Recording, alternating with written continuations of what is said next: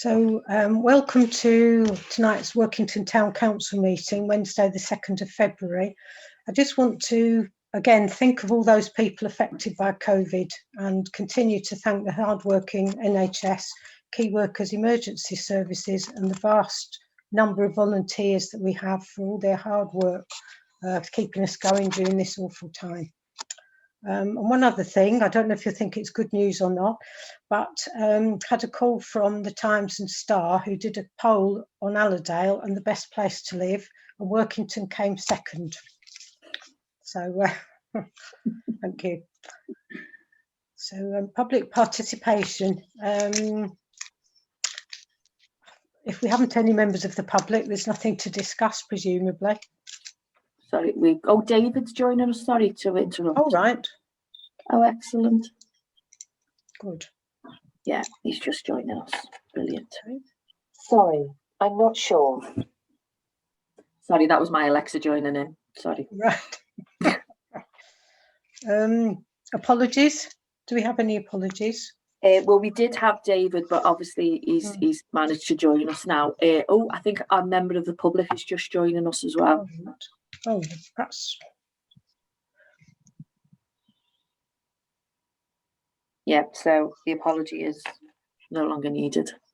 Do I need to go back then to the public participation? Are there any items of interest to the council brought forward by members of the public? No, just a member of the public wanted to attend. That was it. Right. Okay. Are there any declarations of interest relating to matters which appear on the agenda but which have not previously been declared on members' declarations of pecuniary interest and other interests? We've got three. We've got Sue Fryer on item 6, which is the Princess Street Day Centre, and item 9, which is the Planning Committee minutes. Barbara Cannon on the item 11, the Culture Committee minutes, and Wilkinson on the item 10, the Environment Committee minutes. Right. You see, we've got two. Sorry, and we've got a hand up. And Barbara Cannon's hand. We've actually got there was Councillor Fryer and Councillor Wilkinson as well. So yeah, Barbara Cannon. Sorry, Councillor Cannon would like to speak. Okay. Go ahead, Barbara. If you were referring to my declaration of interest at the previous meeting, that was what I was going to bring up under any other business or whatever when we do the minutes. However, I would like to declare an interest in the culture minutes as well. Okay, that's different. Thank you. Okay. Thank you. Councillor Fryer, did you want to speak or have you put your hand down? I have put my hand down now, Madam Mayor. It was just obviously the clerk has raised my interest, so I was just going to say those if they haven't been raised. Okay, thank you. Councillor Wilkinson. Yes, Madam Mayor. I would like to declare an interest. I am a plot holder and also secretary of the newly formed Fenians Allotment Society. Thank you. Item 3, exclusion of press and public. Consider whether any agenda items during consideration which the press and public should be excluded. We do have an issue at point 13, which are employment issues. So at that point, we would ask any members of the public and the press to be excluded and stop recording at that point. Okay. Minutes of the previous meeting. Can we have a proposer and seconder for those, please? And are there any points anyone wants to make? Proposer?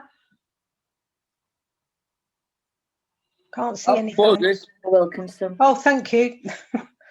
Seconder? I'll second it, Derek. We'll still proposing. Yeah, John Hunter. Okay, thanks. Mayoral announcements. I haven't got any, sadly. Sorry, Mayor, we've got Councillor Barbara Cannon would like to speak. Sorry, Councillor. Would you unmute, please? Yes, sorry, just a second. I just wanted to make a comment about the minutes. Mhm. which is why I was a bit surprised when Catherine made a comment before. At the last meeting, I declared a prejudicial interest in the item about the theatres because I'm a director of the theatre. And I had said at the time, because it was a prejudicial interest, I would not take part in that item or vote. And I've said that clearly because in normal circumstances, if you declare a prejudicial interest, you would normally leave the room, but I'd been advised by the clerk to stay online, but just keep my mouth shut. And I think for transparency, it needs to be recorded. Catherine, don't laugh. Sorry, just the way you said it. Well, it's the way we say it around here. I was being polite, actually. It does need to be recorded in the minutes. If someone declares a prejudicial interest, it must be recorded that it's a prejudicial interest because normally in another meeting, I'd leave the room and you'd record that I'd left the room and come back again. So that's the, So subject to that amendment then. yeah. Okay. We might need to create some kind of temporary standing order in order to deal with this kind of. Right. I'll have a look at that. Thank you.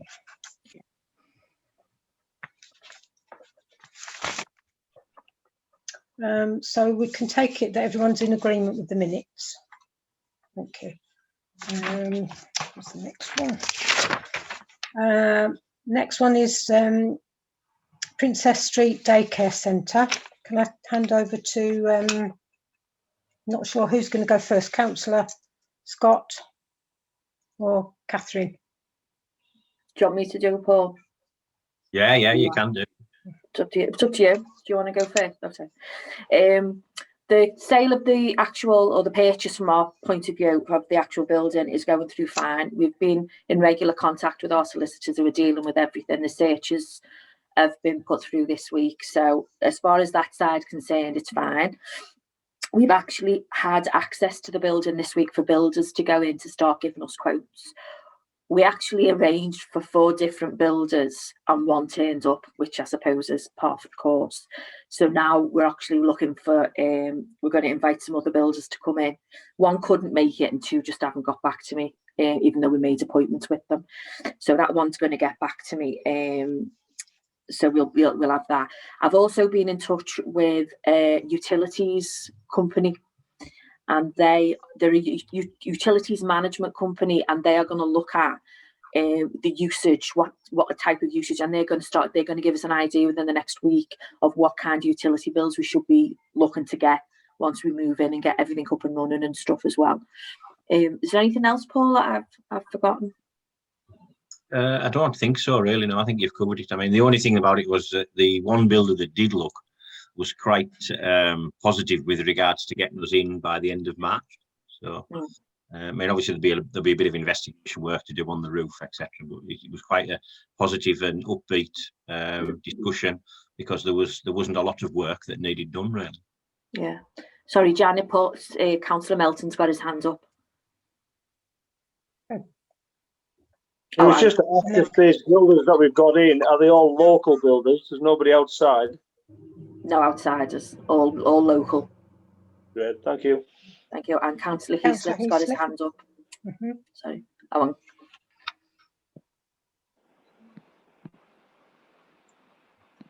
Hello, I was just wondering, Catherine, if you can tell us when you expect to actually complete the purchase of the building.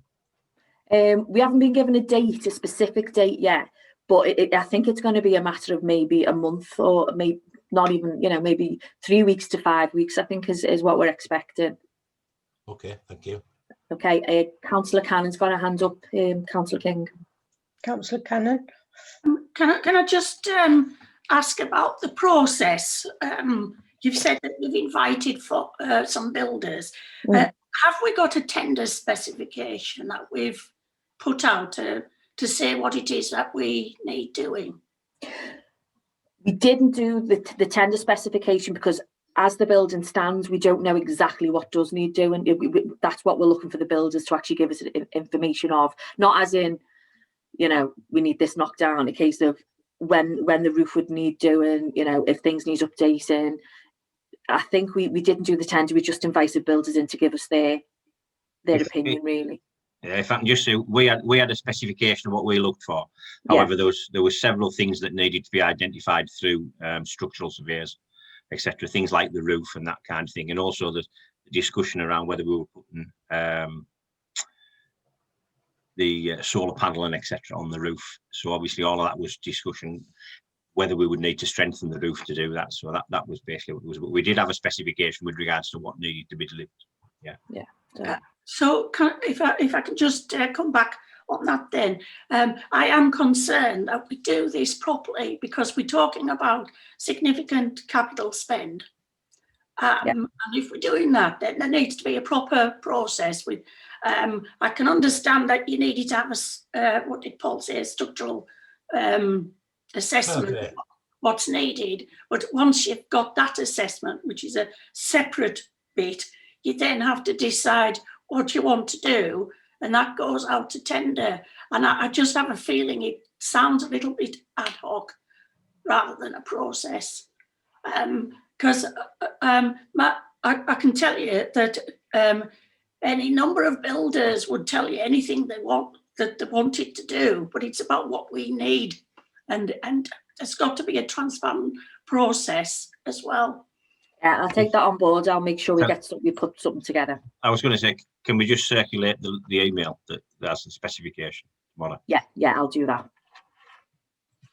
Can I just? Councillor Heaslip, yes.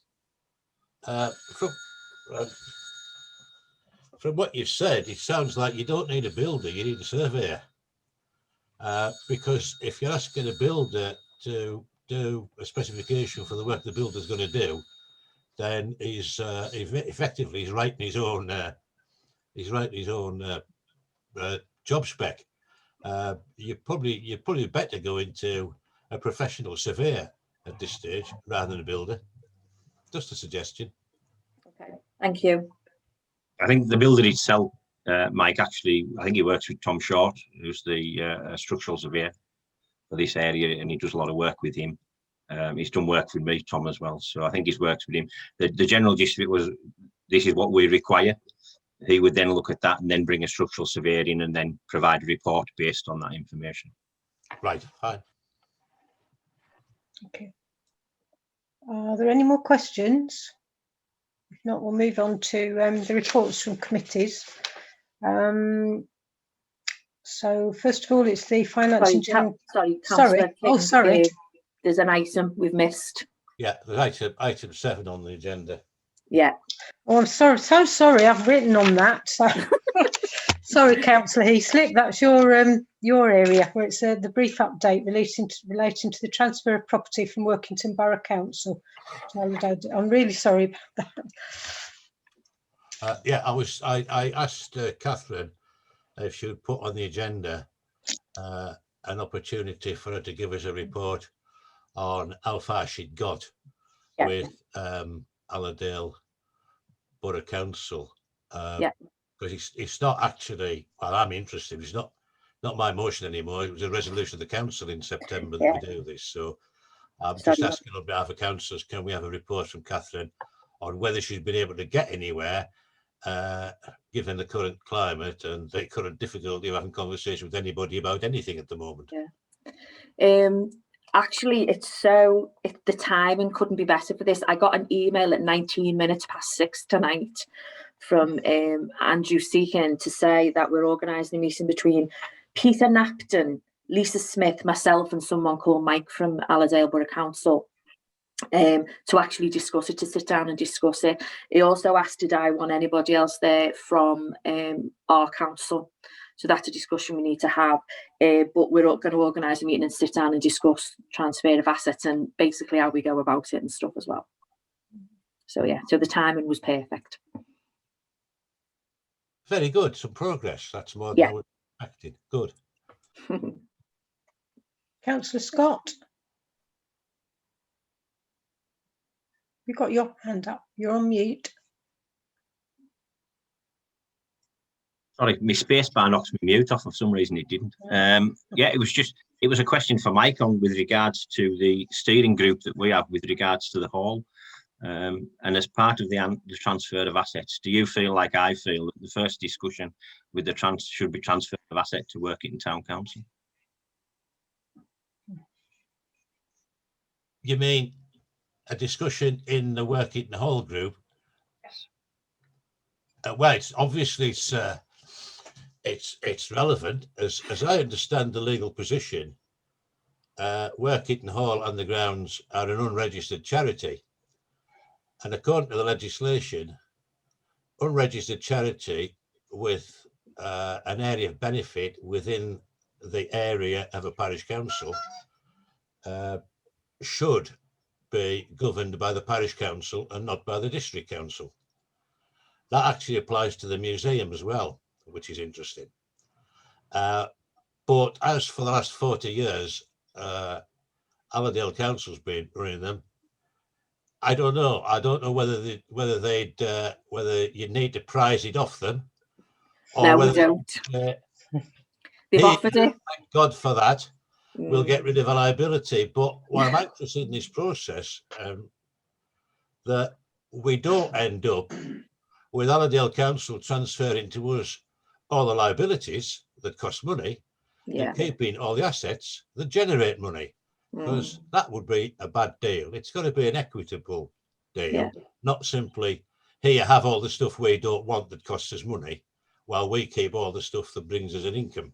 Yeah, to be honest, I've had that conversation, and they've actually said you can have Workington Hall, you know, lock, stock and barrel, but they're not willing to actually give anything with it. They just want to give us it. So I was like, yeah, we might have to have a further discussion on that one first. Yeah, I think we need to go canny, Madam Mayor, on this. Yeah. Because unloading liabilities is dead easy from a council's point of view. And we don't end up being the patsies that just gets all the liabilities and none of the assets. Yeah.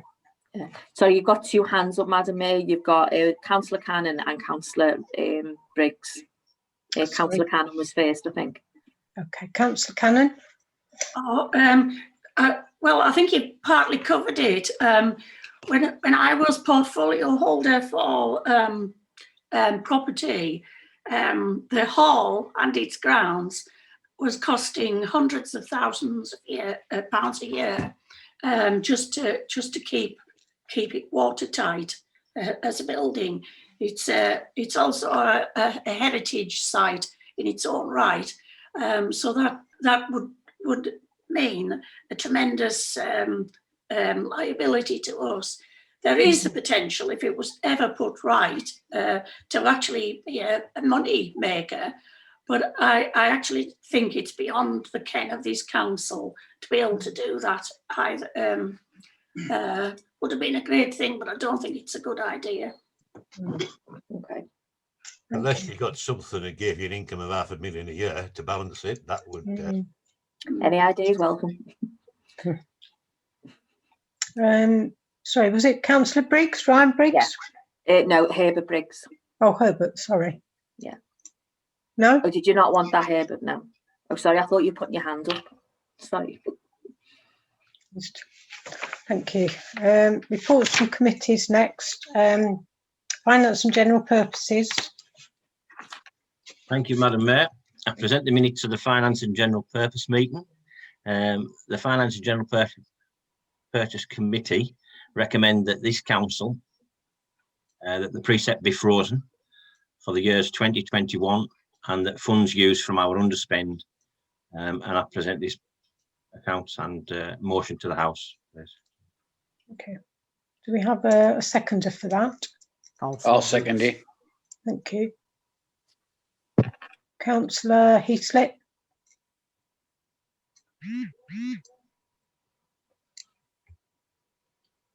Can I just put on record, and would you please minute? I have an objection to dealing with an important matter like budget and precept simply as a matter arising from a committee, because it means the public of Workington have been given no notice that we're actually fixing the budget and the precept tonight, and they've not been given any opportunity to make any comment on the budget or the precept. and it's not really very open and transparent to do it simply as a matter arising from a committee report rather than having it on the face of the agenda. So I would just like my objection to that process to be recorded. And I do that entirely out of self-interest, because I don't want to be in the position where, if the budget is deemed to be legally flawed, the councillors get a bill for having set an illegal budget. But if my objection is recorded to that in the minutes, then I won't get a bill. Just those who've agreed to it. That's a risk. It's a risk you want to take. That's fair enough. But I don't want to take that risk, and I'd rather have my objection recorded. And I'd like to come back at a later stage on some other points about the budget, please, but I just want to make that point first. Councillor King, you've got 3 further hands up. You've got Councillor Cannon, Councillor Armstrong and Councillor Muskelly in that order. Thank So you. Councillor Cannon's first. Cannon. Just a second. Can I just raise some questions about the papers that were sent this morning?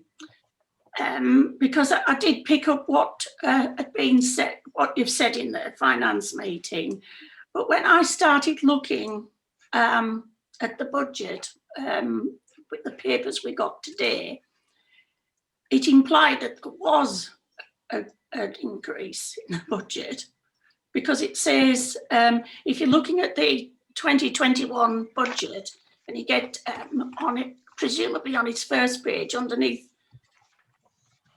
go all the way down to the bottom bit, it says 5% increase in council tax. Now, is that a typing error? Sorry, where are you looking, please? Right, on the, when you sent the Excel spreadsheet today, which says... Oh, yeah, sorry, I found it, yeah. No, it's Right. actually, if you look, that's if you look at the 22-23 ones there, if there's a 5% increase, that's what it would be, but the actual increase that we put is 8. If you look next to the way the actual £600,345 figure is next to it, it's 108%, so it's an 8% increase. That's what I'm right. I was coming to that next, because okay. Top line said 5% increase. Yeah, it should say 8. What it was referring to. Then the bit that's highlighted yellow, the 600,345 says 8%, which implies 8%. Yeah. You then have a reserve draw where you bring down 20,500 and whatever. 47, yeah. Which is not exactly what you said in your finance committee when you said you were going to use up the underspends, which you had estimated between 90,000 and 100,000, but you wouldn't know what that was till the end of the year. That drawdown isn't from the underspend. That's from current figures. That's in the current figures, but it's... Yeah, that was, I think it's a historical issue to do with having too much reserves, that we have to spend so much a year. Yes. It's a drawdown, so that's why that figure's there. That's right. But another issue we have is because of the underspend this year, the reserves, which really ought to have a separate paper to say these are the reserves and these are what's earmarked and these are what's not, will now be at a point where I can imagine the district auditor perhaps complaining, although this is, of course, an exceptional year. But can I just ask another question? Because I got all of that. And then I got confused again, because on that Excel spreadsheet, there's another page that says Culture 2021. And it appears to have a different total than the one in the main sheet. Oh, okay. So I know where you're coming. If you look, if it's on that same page as the one where it says the precept. It says 171 on the separate page that you've sent at the same time. It says the culture budget is 171,800, but on the other budget paper under culture, it has a completely different figure. It's lower. It's 160. Sorry, I don't know which papers you're talking about. The paper with the when you presets on say it. the paper this morning, the Excel spreadsheets, which are divided into three, there's 2020, 2021 and Culture 2021. Yeah. Which has a different set of figures. And Culture 2021 is 100. Sorry. Which are we actually agreeing to tonight? Well, the figure that I've got for Culture for 2021 is 167,300. But on the separate paper that you sent to us all this morning, it has a different set of figures. So are you telling me that that third sheet shouldn't be there?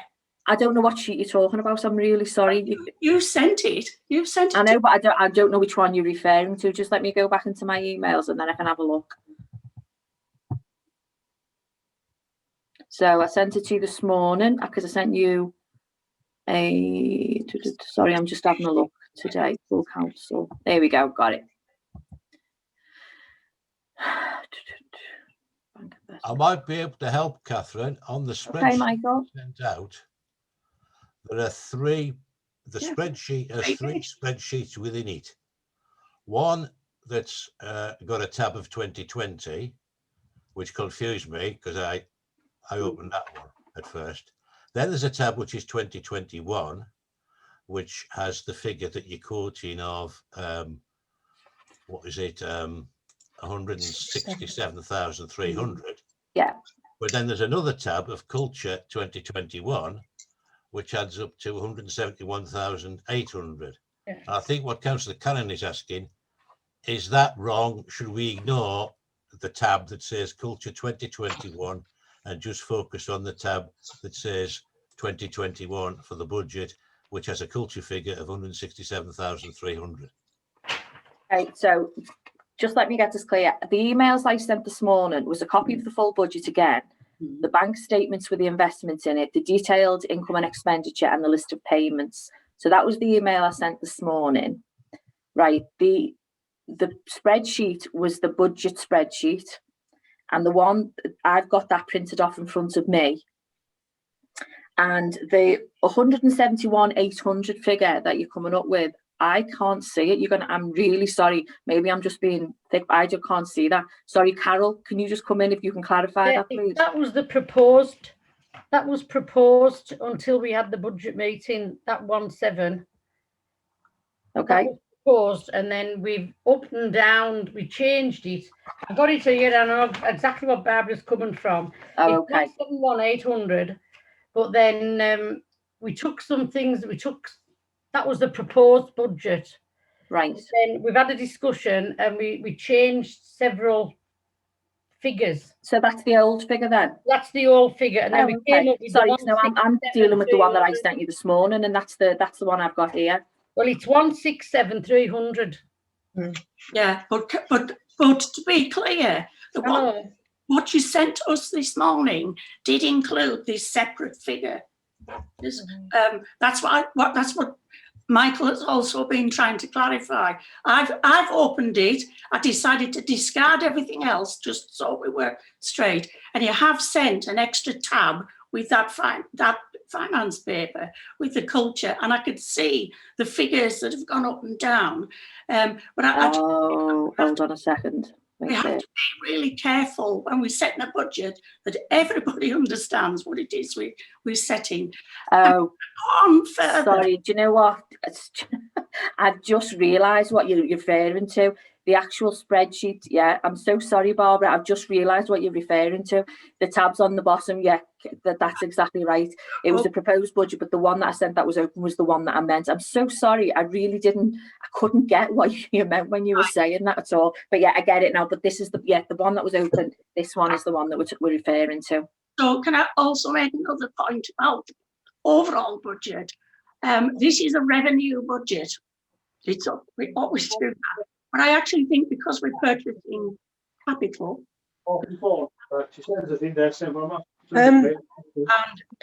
Councillor Melton, can you go on mute, please? Oh. Sorry, Councillor Cannon. Right.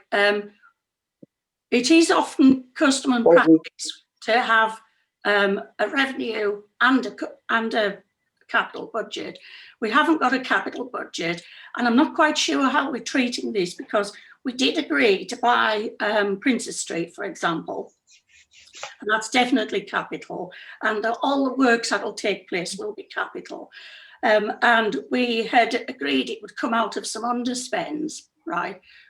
And Paul earlier had said that he was hoping that perhaps things could happen before the end of this financial year, but they might not, and in which case there needs to be some clear description of a capital spend, so that because this isn't our money, it's the taxpayers' money, we need to be able to say the difference between capital and revenue. And I'm a bit concerned that we've got out of the habit of doing things like that. Can I just bring Catherine in, please? Yeah, sorry, the Answer that. actual money that we're, the purchase money for Princess Street is not coming out the underspend.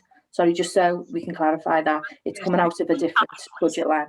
It's still capital. And Yeah, sorry, I just wanted to make clear that it wasn't coming out of the underspend. That we might not get a transfer of this building in time, and therefore it goes into the next financial year. But even if it doesn't, we haven't got anything in our current budget that says we have a capital payment due. And I think that we should actually just put this on the right footing and have a capital budget next to the revenue budget. Okay, yeah, I'll take that on board. Okay. I'm not sure who was next. Can I go to Councillor Dixon?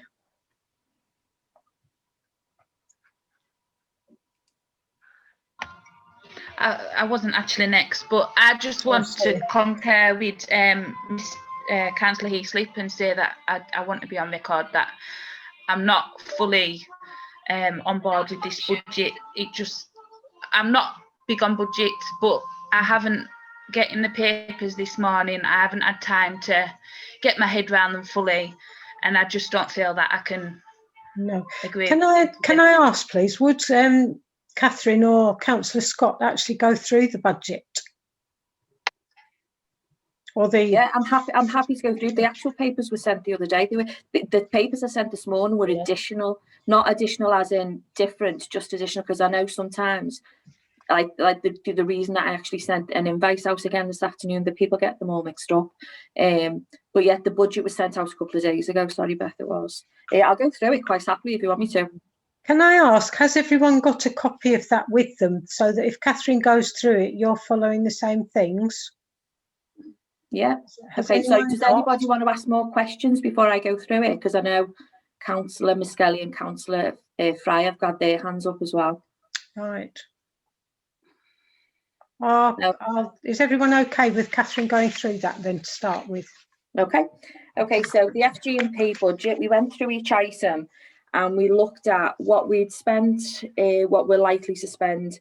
Each item was a comparable, and then what we planned with for this year. So the same basically that we would do for any budget. We looked at, just let me go through. I'm trying to look if there's any particular changes that we made. The national insurance and pensions, now that's gone up quite a bit. That's basically because Allerdale have informed us that, because they look after our salaries and stuff, and they've told us that that's got to go up for there's some type of reason that's come through.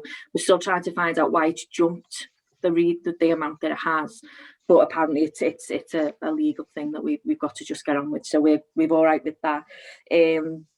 We've increased the Office General budget a little bit, but that's because of the move. We wanted to make sure, because we're going to have a bit more furniture than we've got now. So we wanted to make sure that we covered that in that. PPE, we actually put that up again, but that was literally because of the circumstances of this year. We wanted to make sure that we wouldn't have any issues if we did need to purchase any additional PPE than we normally have. Those have stayed the same. Salaries have gone up, but that's regular increases, and there's also another thing in there, but I don't really want to discuss that now. I'd like to discuss that under item 13, if that's okay. Subscriptions, we put a small percentage increase on that, but that's basically because each year the subscriptions do go up. There is always a percentage increase on those. Town hall development, we have a budget of £1,000 in there, but we don't know, we haven't spent it the last couple of years because of obviously where we are and nothing being done, but we've actually kept that in there because we will use that maybe for moving fees or when we get to the new building to see if we need to do anything for that, and also if there's any fees when we do leave the town hall. They've all stayed the same. Memory development, youth provision. We put youth provision up, but I think there was a discussion around doing more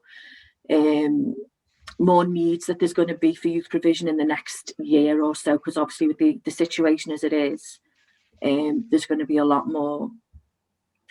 There's going to be a lot more stuff that we're going to need to do because obviously there's going to be a lot of impact from the pandemic. So that was the that was the FG&P. So for culture, we've put an increase in festivals. We agreed that because there's nothing been going on this year as well. Sports have stayed the same. We've reduced the heritage budget.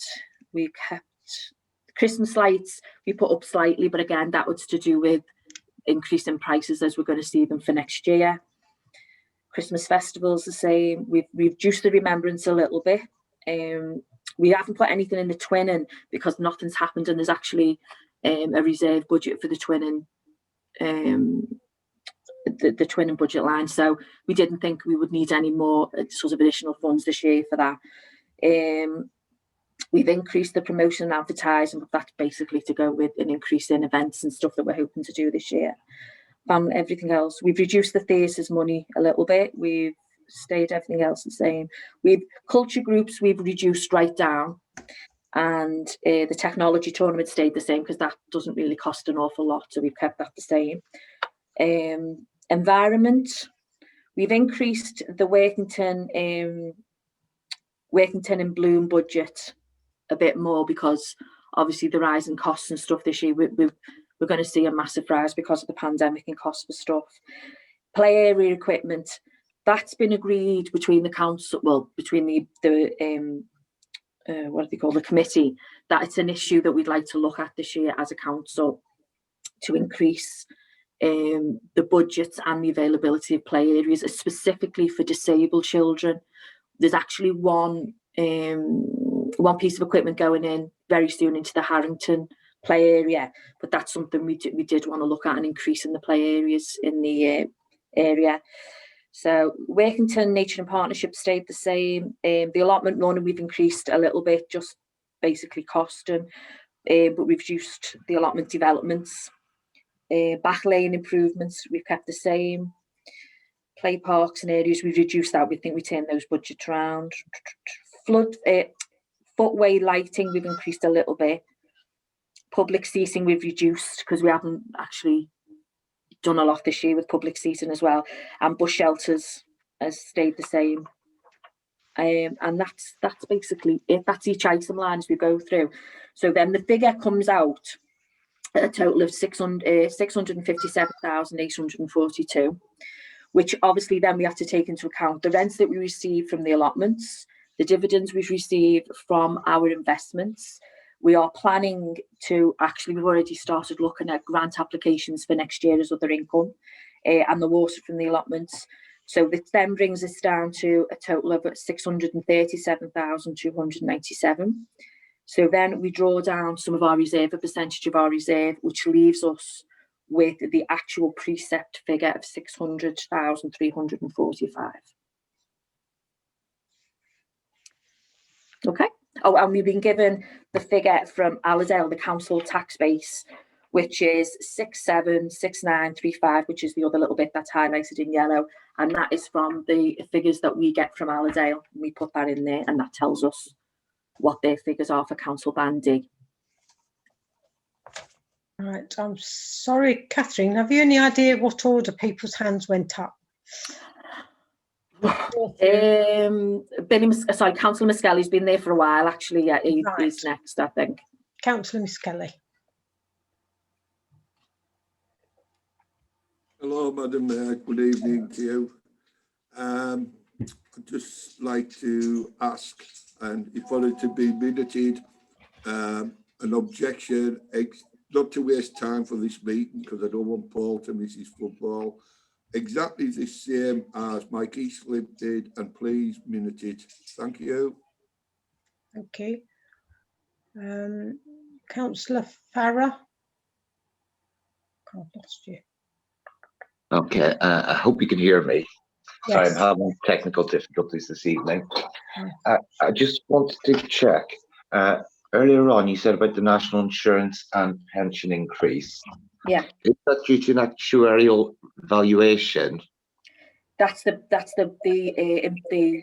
information that we received from Allerdale Borough Council, who actually do our salaries. So they give us that figure every year, and they've given us an increased figure this year. And we've actually asked for clarification. They've said it's to do with I think it's an increase in pensions, but yeah, they're going to give us a breakdown of why that would increase so much. Right, that's fine. Thank you.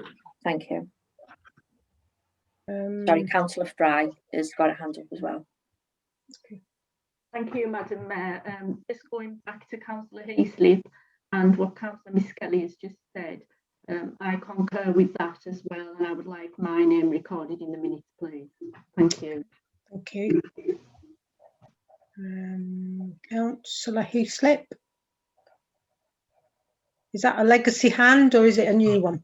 No, Madam Mayor, I have a number of questions.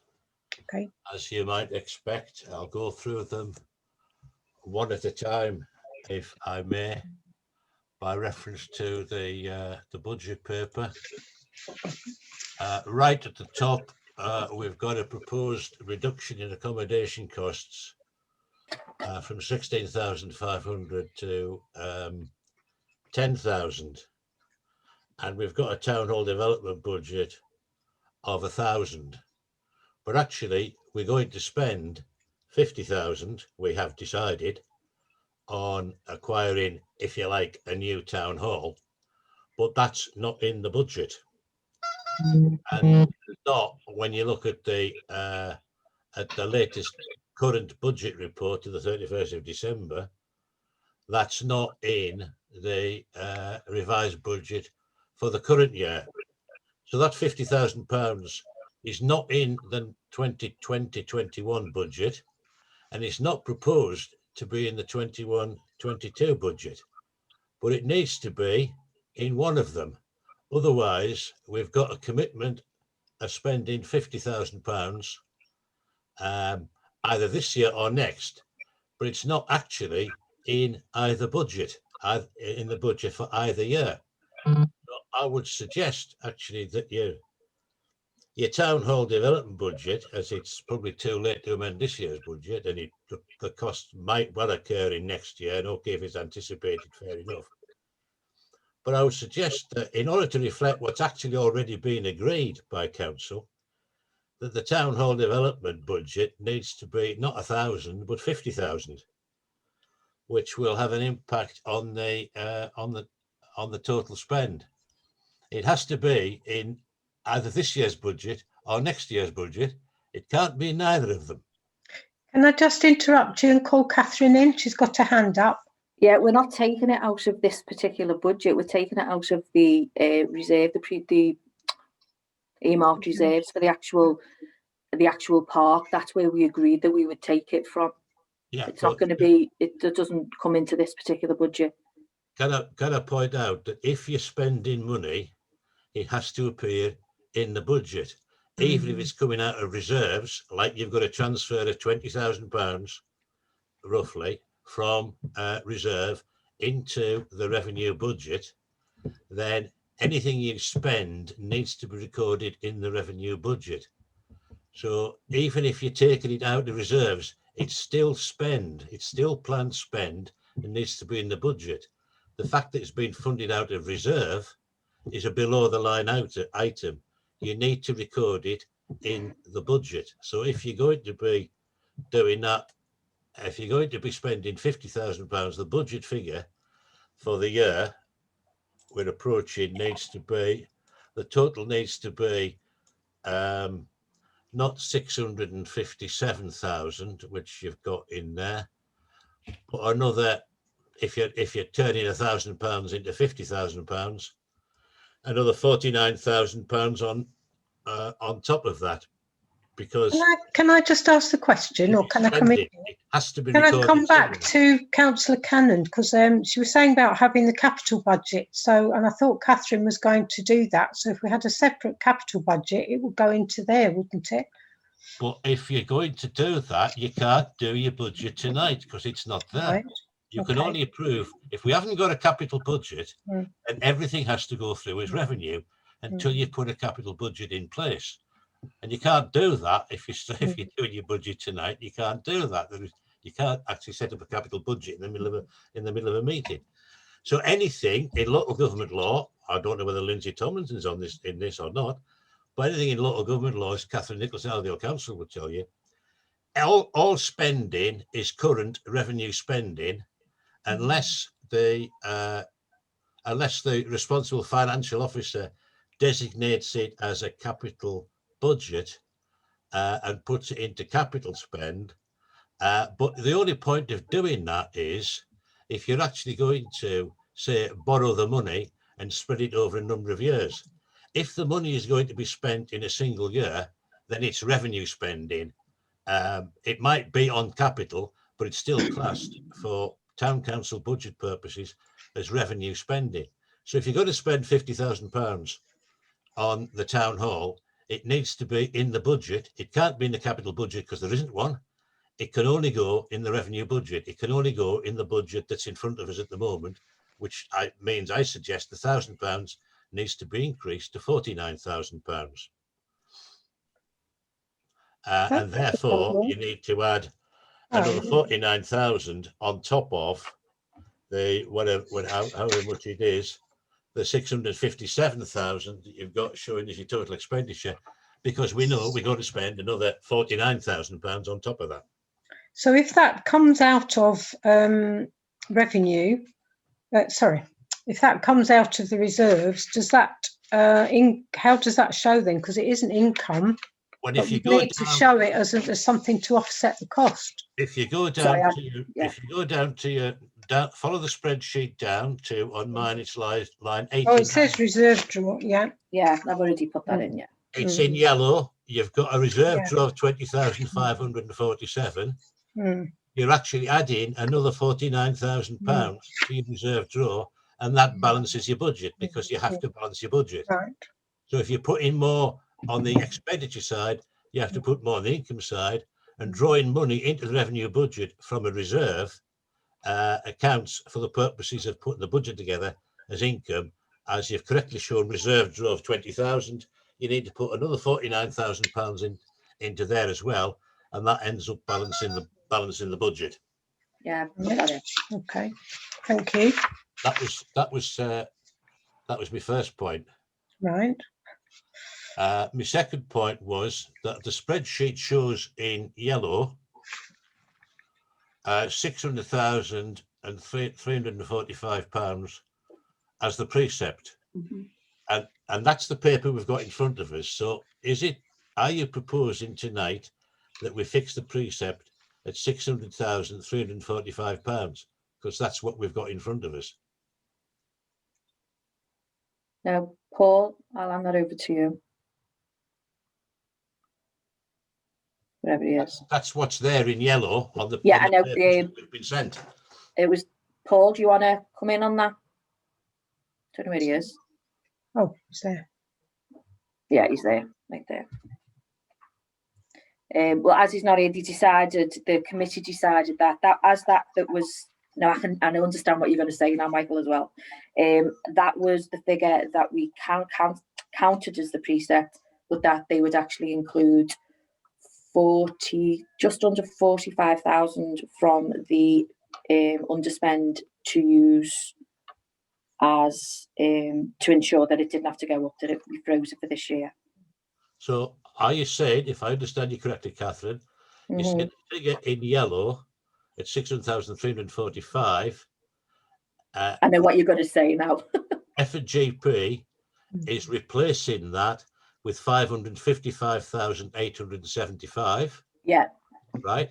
Which therefore means that the budget no longer balances, which therefore means it needs to be amended. At the reserve draw, there's 20,547. plus 49,000 to cover the expenditure on the town hall, plus whatever the difference is between 555,875 and 600,345. Otherwise, if you don't do that, you set in a budget that isn't balanced, which is, of course, unlawful. Now, I understand what you said, Michael. I So completely the understand. reserve draw figure, needs to be increased substantially. But somebody needs to get the calculator out and do that now, because that has to be a figure that we approve tonight. Those changes need to be approved tonight, so we need to know exactly what we're approving. So somebody needs to go away with the calculator and work that out. Well, I can do that, but I know I'm going to throw a spanner in the works myself, considering this is my baby. I actually would rather redo the spreadsheet and have, I'm sorry, Janet, to throw this in and have another meeting next week. I really don't feel comfortable. I was going to changing the suggest figures that on my piece of paper and then Yeah. just saying it to you. I would rather make the changes that you've suggested and have a look at it, and then have another meeting next week and send it out to you. Is that Yes, okay? thank you. I definitely wouldn't feel comfortable going ahead with it as it is at the moment. So thank you, Councillor Heaslip. Well, that would be, I'd be a bit dodgy doing mental arithmetic in the middle of a budget meeting, because if you made a fat finger mistake, I might, you might not, but I might. If you made a fat finger mistake and put the wrong figure in, and you're stuck with it, and you could have an incorrect budget. I'll go away and I'll change the spreadsheets. I understand what you're saying. Now, the way I've done it, I haven't the figures that you're talking about bringing in from reserve. We've not put the actual figure down there. So I'd rather go away, even though this is not completely right, and do it right. And I'd rather have it perfect than not have it absolutely perfect. I'd rather do that if everybody's okay with that. Yeah, fine. Yeah, okay, I'd rather do that. Thank you. Can I just, I said a few things, can I just carry on? Yes, that's fine. And the accommodation, if you've got a figure of £10,000, which I'm guessing you're assuming that we've actually moved out of the town hall, the existing town hall, by the start of the financial year, which means that we don't need 16,000. We only need 10,000 as running costs. But I'm just saying, I think it's a bit previous to do that yet, because until you've actually done your survey, you don't actually know what the running costs of this building are going to be. Yeah. So I'm just thinking you're taking a bit of a flyer there, dropping that by 10,000. But okay, fair enough if that's what you want to do. I think you take a bit of a flyer. Going down the page, if I may, the culture business.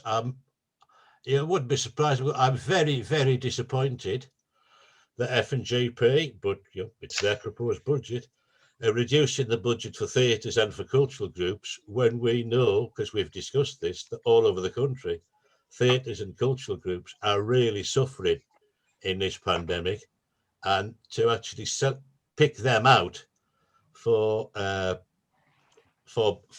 budget reductions, I think is very, very, very, very sad. The least we could be doing, if we can't find the extra money I proposed at the last meeting, the least we could be doing is at least maintaining the figure on maintaining the figure that we've been funding them with in the past. I just think it's a very backward, a very retrograde, and a very sad move. And for the moment, that's what I wanted to say on the budget. Except one other thing. One other thing. We were sent also, and maybe you could look at this as well, Catherine, if you're going to produce a revised budget and for a meeting. Did you say next week? Yeah. That's fine. But could you look at the figure that you sent out for bank cash and investment reconciliation at 31st of December 2020? Yeah. which has on it the balances at 31st of December. We've got the current bank account, we've got HSBC Back Lanes account, we've got West Cumbria Credit Union account. But isn't there also an investment balance that we hold with some investment fund, clerical and legal, or something? It's through HSBC. Whatever it is, isn't that the dividend figure of 6,500? Yeah. Isn't that what we get from that clerical and legal investment fund we put some money into? It's actually separate from the bank accounts, but isn't shown on that information sheet. Hold on, just let me get the information sheet up that you're talking about. Crumbs, hold on 1 second.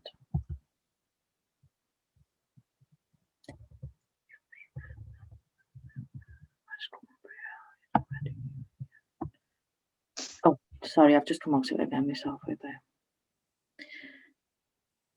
It's part of, I think it's in the HSBC one that we hold. It's counted as an asset. So even though it's not in the bank and investment balances, it's actually an asset, and it's part of the, if you look at the current bank account, it's in there as an asset. Well, I would... HSBC Back Lanes, it was part of the stuff that was sent. I can clarify that for you. Would you please? Because I'm sure, and maybe other members who were around during the life of the previous council, and I'm sure I've got the figures, the papers somewhere, we made an investment. No, it is in there. I'll just check with Judith if it's in the HSBC or it's whether it's because I mean I can see the figure in my head where it actually is. I can't remember which one it goes to. So it's either in the HSBC or the current one. It's passed to the clerical and legal or something like that, and I think that that needs to be shown separately, because that body is holding our money, but it's not shown on this balance sheet.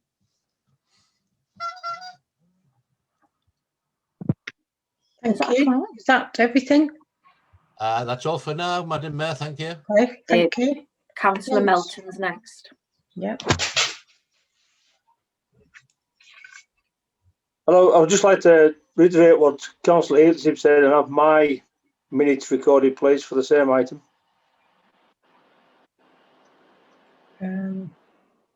Is that the objection, Sean? Yes, please, Catherine. Okay. As we're having another meeting, do we need to do that? We're having another meeting on the budget anyway, so that'll be confirmed at that meeting. As long as there's a public notice made that we're doing the budget at that meeting, yeah, proper notice is given, I think that would satisfy everyone's objections. Okay, thank you. Yes. Councillor Cannon's next. Councillor Cannon. Yeah, just as an observation and to be helpful to Catherine,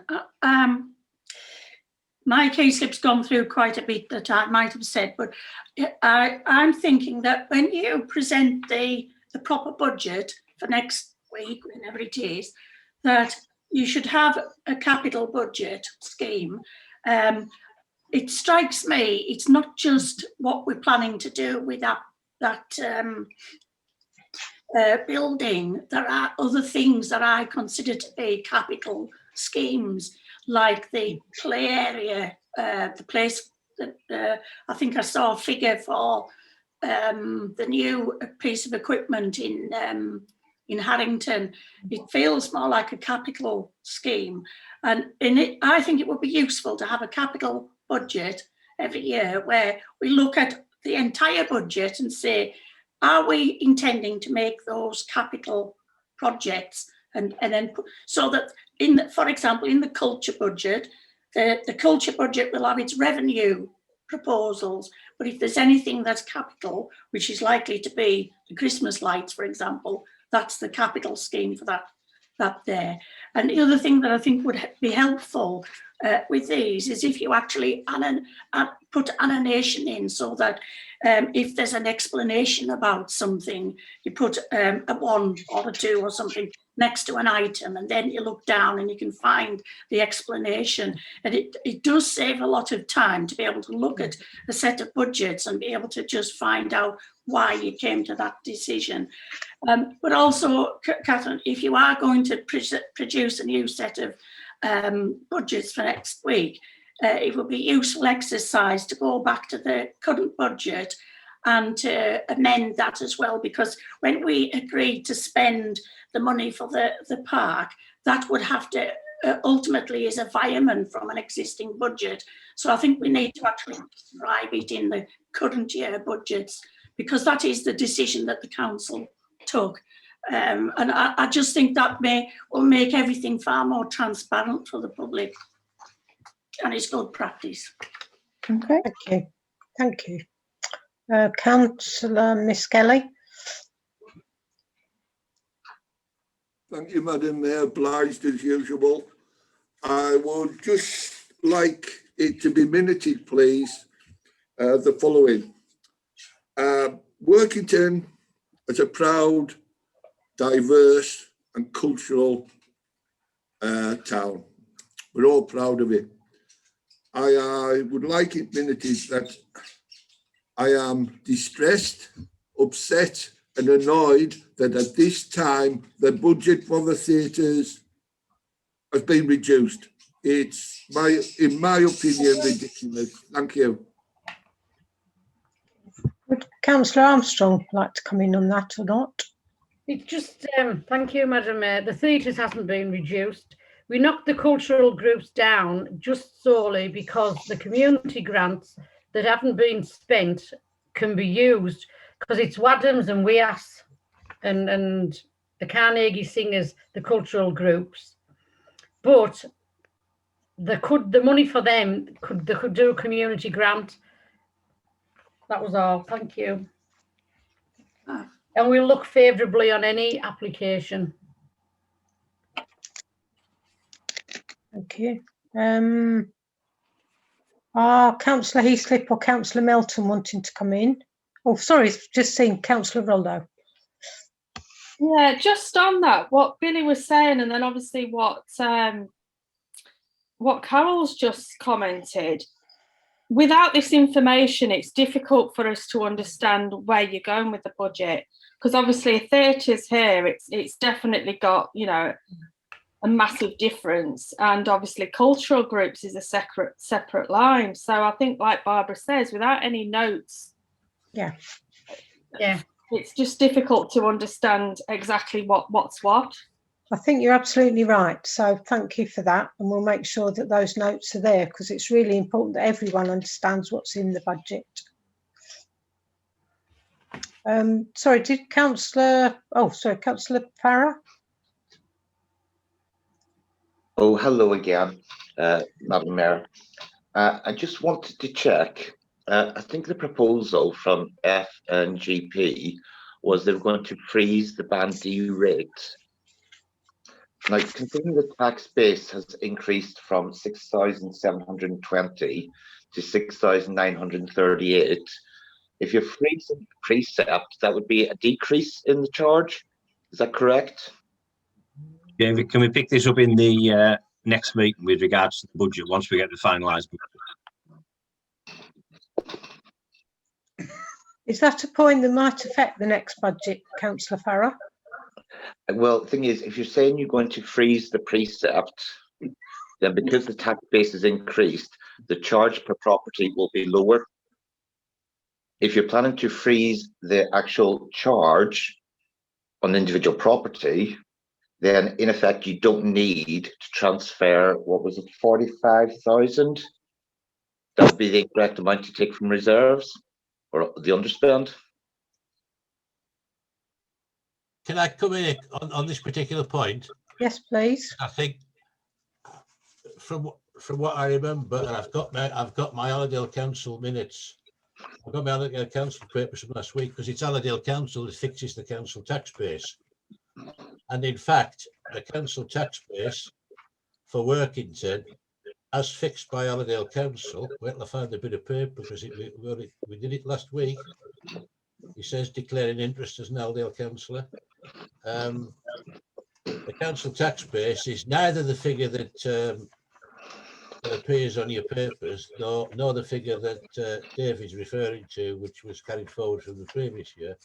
The actual council tax base for Workington, as fixed by Allerdale Council last week, is 6776.47. So if you fix the precept, and then it's Allerdale Council that divides that by 6776.47 to arrive at the band D rate. So if you're not using the same council tax base figure as they are, what comes out in people's council tax bills won't be what you think it is because they're using a different figure.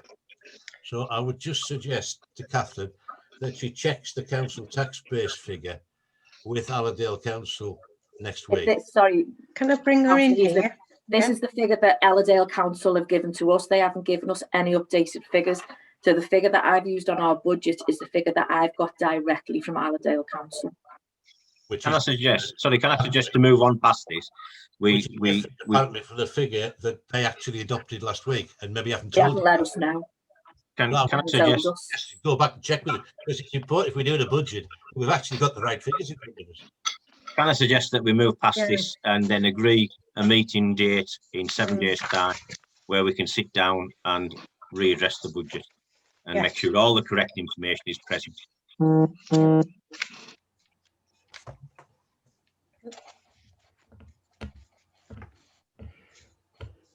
Can we fix a date? Or do you want Catherine to send out some emails with a suitable date? Because again, we need to get it done as soon as possible for Allerdale. A week today, if everybody's available, I'll just do it a week today. Right. Wednesday. Is that the 10th, to be clear? Yeah. Yeah.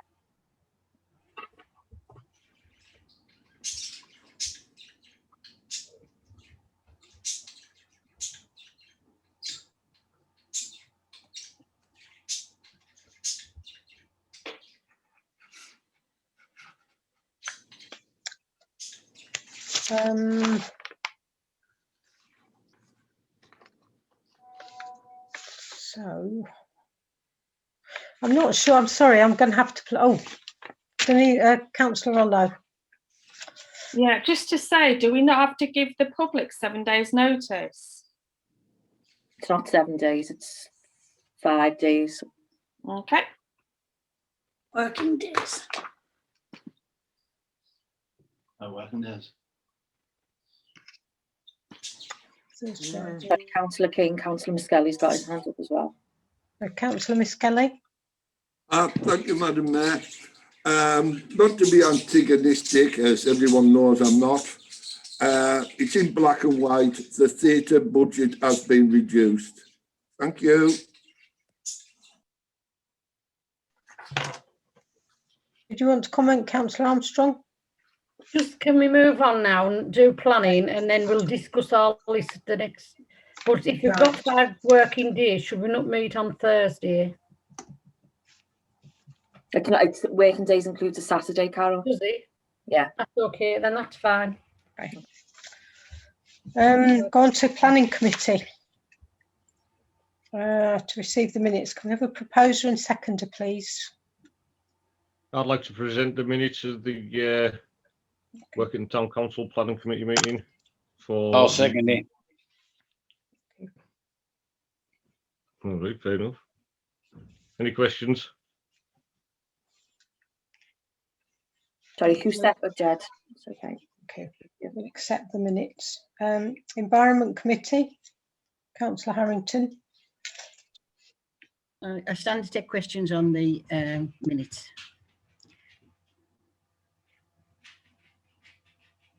Can I propose the minutes? Councillor Wilkinson's got his hands up there, and so is Councillor Miskelly. Yes, Madam Mayor, A grant application on behalf of Fenan's Allotments was received by the council. I have a vested interest in Fenan's Allotments, being the secretary and being the plot holder. Would you like me to remove myself from the meeting? I believe you did declare this as a pecuniary interest at Council Wilkinson. So, in my opinion, you should be able to state. I don't know whether that's legally proper. I don't really know. Can I go back to the clerk to ask her advice on that one, please? Normally, he wouldn't actually be allowed to state, only because he coming back in and coming out of a Zoom meeting's a bit of a pain. So all would be that he can't make any comments, and he should really just mute his microphone now. That's fine. Councillor Wilkinson, you can stay. Councillor Miskelly's got his hand up as well, Mayor. Councillor Miskelly. Thank you, Madam Mayor. Good evening, Elodie. You're looking well, please. Just a couple of things as usual. E19.108 allotments. Will Wilkinson report, provide a report of the new development of Fenan's allotment site. What are they? The new developments there on that one. As I say, I am not the chair of the allotment committee. Basically, it is to fetch the allotment up to scratch now, where we are in a position to hand over to a self-management on that one. Basically, I think it was there was this path to the tarmac to be seen to. There was trees to be planted, and there was 3 stipulations from the allotment holders that would like to do before there's a full takeover later on this year. So I've got the grant proposal if you'd like me to give you the details on that. The actual funding that was applied for is to create fencing and to secure the area. So there was gates needed and fencing, and the actual proposal for the allotment was to provide it as a community interest, really. They're involved in the local junior school and allowing them a growing area, and they've also providing composting services for the council. They've asked if the council would like to use those in any other allotment sites for leaves and things that usually just get disbanded. And there was something else. Oh, they wanted to make it compatible for wheelchair users as well, so that people in the community who've got disabled needs are not excluded and would actually have the ability, to use an allotment or to use a grown facility if they needed it. Could I ask you another question, please, Hilary? Certainly, Councillor Miskelly. Right. On the same paragraph, Councillor Will Wilkinson, he outlined a request for the following support. He went land clearing with flagship, and the committee resolved to support 4,385.25. This is just a question of procedure, which I'd like you to rule on. Surely this was a prejudicial. It was part of your committee. He gave me information and then he made a request, and I didn't think that was allowed, but could you give me your understanding, please? Well, again, we'll go back to Catherine on the legality of the decision to be Fenan's to take over the self-management and being the chair of the environment. Okay. Catherine? Councillor Wilkinson put a grant application in, declared his interest as soon as the meeting started, and actually left the meeting. That's why I've asked him just to mute himself today, because he left the meeting and then I had to send him a new invite to come back into the next meeting. He had no input at all in any of the decision for what the actual committee did, because he wasn't there. He wasn't in the meeting at all. Right. Well, that isn't clearly explained in the minutes, just for future reference. So we're not. Thank you for that. I will make sure that that's included in the future. Thank you. Yes. Happy with that, Councillor Miskelly. Just another one, Hilary, if you don't mind. E19.113 Fulton Park. An update on the resurfacing of the paths. Right. 3 questions all in one. Who is the contractor? how was the tender advertised and how many tendered? Okay, and again with this one, Councillor Skelly, I think it was before my time as the chair of environment. So possibly Catherine could go back and look at the previous data from Chris Bagshaw. We'll give more information on that one. Thank you. On both the years, actually, yes, yeah. Sorry, Councillor Skelly, can you tell me that number again, please? Yeah, E19. Yeah. .113. Yeah. Oakham Park. And the question is, yeah, who's the contractor?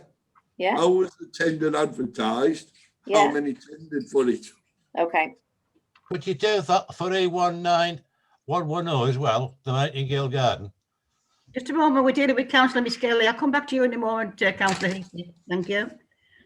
Well, seeing as I'm on, could we do it for that one as well? They'll save us going backwards and forwards. Is that all right if I say it, Mike? No, Catherine's in control on this one, so we'll please give her the time to do the first question, please. Thank you. Oh, sorry, Hilary, sorry. Thank you, thank you.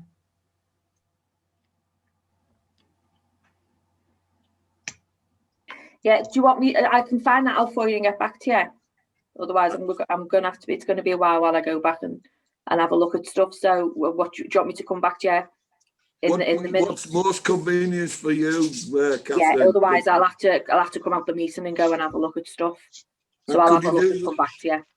Would you be all right to do the 110 as well, the Nightingale Garden? Yeah. Thanks. Catherine, could you please email all councillors with the information that Absolutely. Yeah, absolutely. Thank you. Councillor Heaslip. To ask, while Catherine's at it, and so we've got all the information that we need, not having been part of the meeting and discussion. Could you also deal with A19.112 Harrington Park and also check where the budget approved for that is, because the cost of 11,000 seems to bust the entire budget for the current year. If you could check that one as well, please, and let us all know. Certainly, Councillor Heaslip, I know a little bit about this one. This has been on for a number of years. It's a replacement item. It's not a new item on the park at all. The other one was old and dangerous, to be quite honest with you. The major costs, sadly, are the instalment, the maintenance, going down and putting it in the installation, and the health and safety to do with that. I think Catherine can tell you the exact figure, but I think the original price of the item itself was only just over £5,000. It's the overhead costs. It costs so much. Yeah. But the overspend has been allocated in this budget for next year. We have allocated over that one. Yeah. Sorry, the actual item itself was just under 5,500, but then because it's a disabled friendly piece of equipment, the actual ground around it needed to be changed, dug up and changed, in order to allow wheelchair access to get to the actual piece of equipment. So that's obviously we wanted to make sure it was done properly. So that's what the actual additional costs about. And that's all fine and understandable, but I just need to remember that some point in this process, that additional cost needs to have been approved by this council. Yeah, it was. I'll show you where the resolutions are when I look at it. That's all we're asking. I don't remember it being approved at a council meeting. I did remember challenging the price, actually, Councillor Heaslip. I did challenge the prices. At the council meeting, I don't know. I don't know whether you're there. I'll get the resolution up and show it to you. Okay, is that fine, Councillor Heaslip? Councillor Cannon. Hi, thank you. Just a couple of things. First of all, that comment about bush shelters.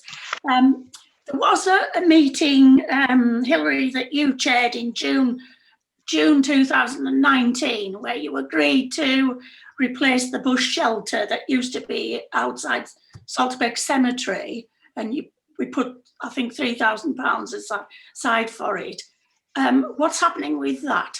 There has been application, and I think it has been approved by full council for bush shelter on Letterbox, what the old Letterbox is, Moss Bay Road.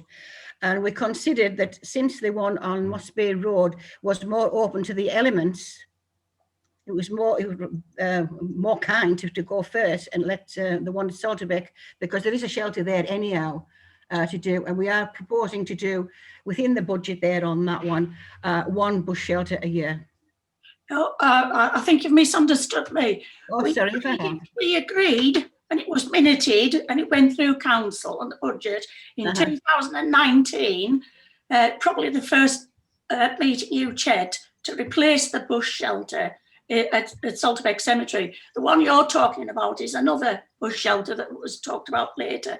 I'm just trying to get an update on what has happened to the Salterbeck one. And some of you might also remember the conversations that we used to have with Chris Bagshaw about the old telephone box that's not operational anymore. And he's been trying to get it. He was trying to get it replaced or not replaced, taken away for some time. And I'm just wondering what's happened there, because people when there's a lot of people go by foot or on bus to the cemetery, and they get bloody wet when they're standing out. There tends to be more people waiting for a bus there often than elsewhere. And I just wanted an update. And if you can't do it now, that's fine. Just let me know later. The other thing is to go back to my favourite subject since about the play development. You have written to me and Councillor Melton and Councillor Hunter in the past about the play areas in Westfield, and you did give us an email to say that the housing plans or the site where the old Coalesce Centre is has that. But that's missed the point, because it's on the wrong side of the road. Where they will put it, there used to be a play area there anyway, but we're talking about Westfield itself, right on the other side of the road. That road, as you well know, is a very dangerous road. So can I just flag it up again that the council has been trying for some time to find a place on the right side of Westfield Drive to put a play area so that the children who live in that estate are safe and can play safely. Of course, Councillor Karen. We'll take the last question first then, to do with the play area on Westfield Drive or on Mossby Road, as you could be there on that one. And as you very know, over the years, trying to find a site for a play area has been it's been futile. And I did have a conversation with Allerdale regarding a site for Westfield, and that one came up with conversation with the chief exec. And things have gone slightly forward on that one, where it was passed over to our clerk to negotiate now with the community events person in Allerdale. But obviously with this dire situation here with the COVID, things are held up so unbelievably, but negotiations are still going on with Allerdale. And I think Catherine has started negotiations now with Allerdale regarding a permanent site for the play area. Catherine, would you like to come in with any further developments there's been, please? None of them are good, I'm afraid. Allerdale have said that they would welcome a play area there, but until they've got funding through from a potential developer to build the houses, they don't have any funding to put forward. Literally got an email this afternoon about this. They don't have funding to put forward for that yet, because even though we've said that we would like to, be partnered in with that, they've said that there isn't a penny available until they've actually got they've got a contractor on board to actually put some money in there. So that's something that we're still discussing, shall we say. So sadly, Councillor Cannon, that is the situation at the moment in time, what's happening there on that one. Basically going back to the bush shelters, as I stated before, yes, that goes back well into your time for the bush shelter at Salterbeck. I remember that quite well. We're going back about 5 or 6 years now, I think, on that one, and it hasn't happened. All I can say is we are, as I stated at full council, it was approved that we'll go ahead with the one at Letterbox first, considering the fact that the one at the cemetery has some sort of shelter.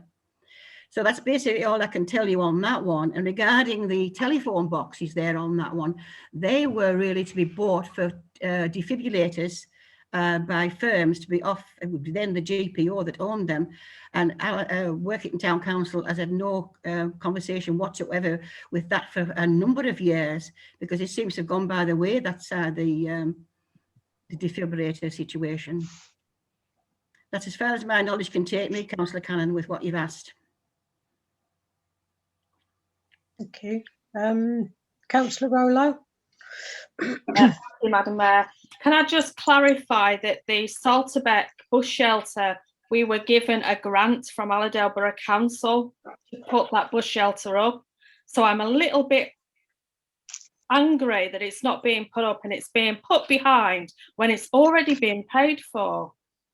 Okay, Councillor Rollo, I was not aware there's been a grant for that. So again, we go back to Catherine. Excuse me, Councillor Harrington, you were in the meetings at the time.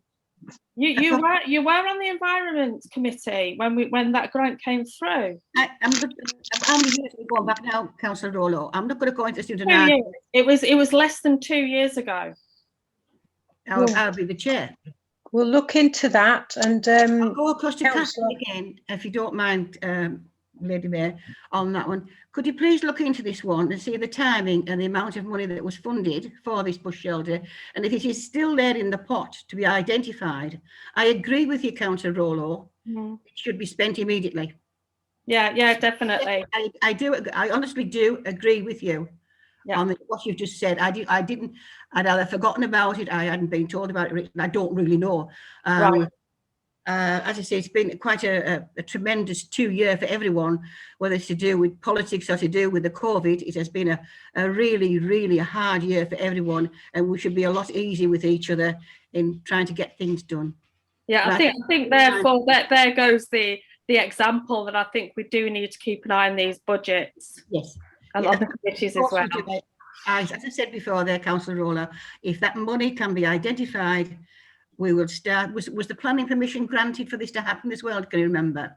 It was just Chris Bagshaw had actually. I was aware that he'd ordered the bus shelter, so I'm not sure what happened. We haven't got a bus shelter on stock, Councillor Rollo. So basically, we'll look into that for you, and I promise you, as chair, and going through the clerk there on that one, if there's been a grant paid specifically for that bus shelter, it will be spent as soon as planning permission, etc., is put in order. Brilliant, thank you. Thank you. Can I just ask that Catherine, if she can contact Chris Bagshaw, if she has a contact number for him, to clarify if he has or if he hasn't been ordered, please? Yeah, I've already got a note to do that. Thanks, Ryan. Thank you. Right, thanks, Catherine. Thank you. Councillor Skelly's got his hands up, Mayor. Councillor Miss Kelly. Councillor Miss Kelly. Thank you, Mayor. I'm really chuffed, Hilary, that you've agreed that Catherine's to look into this, and this bus shelter will be the first to be put up. I would like to ask Catherine that those go into the minutes, please. Thank you. Yeah, Thank you, Councillor Miss Kelly. I can guarantee you it will be looked into. Not put it up next week. Has there been planning permission granted? Is the next one, because it's got to go to the county council to give planning permission for things like this. So it takes time. Planning permission had been given, Hilary. I was on it when it was given. I was the vice chair of that committee on Allerdale. Thank you. Right, thanks, Councillor Miss Kelly. Thank you for that information. Thank you. I don't think, sorry, it's my fault. I don't think we got a seconder, did we, for this? I'll second them. Thank you. Thank you, Councillor Armstrong. Pass that through. Thank you. Culture Committee. Councillor Armstrong. I'd like to move the minutes of Tuesday, the 12th of January, the draft culture minutes. I'll take any questions, and if I can answer them, I will. Have we got a seconder for that? Councillor Briggs. Thank you. Councillor Miss Kelly, have you got a new hand up? I have indeed, Madam Mayor. I have indeed. Thank you very much. Good evening, Carol. You're looking well as usual. How are you? Okay. Right. Just a couple of questions, Carol. We go back a long way, so. Right.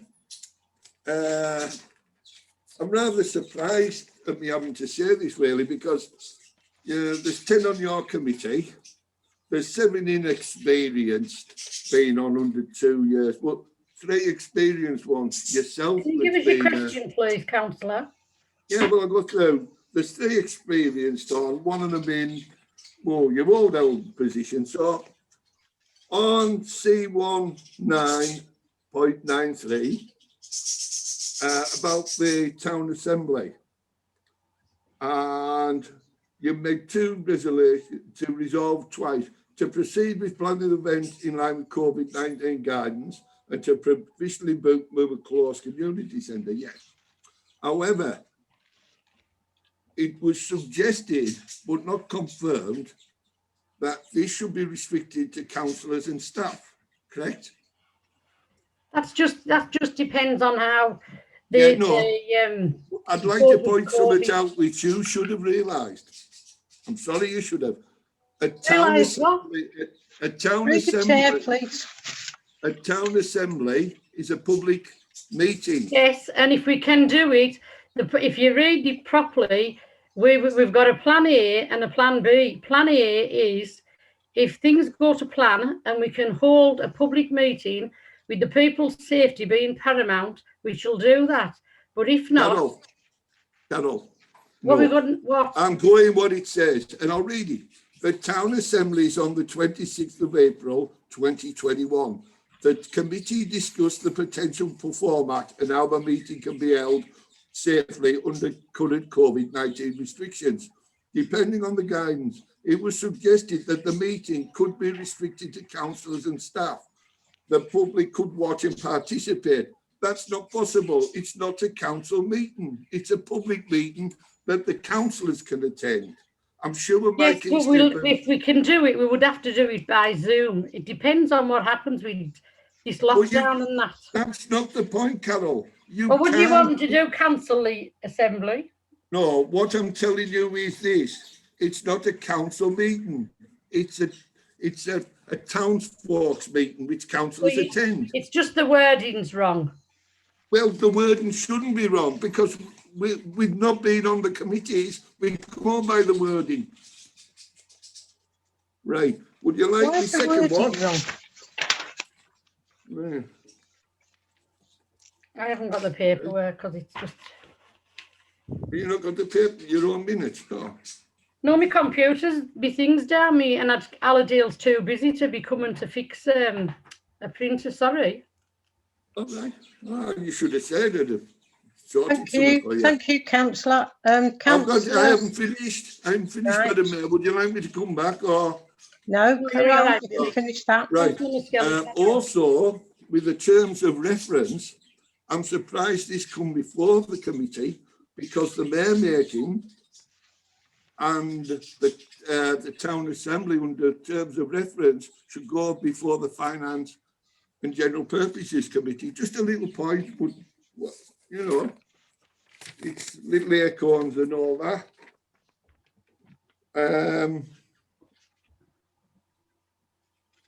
Yeah, that's it. Thanks. Cheers. Thank you, Councillor Kelly. You noted. Councillor Heaslip, I think, was next.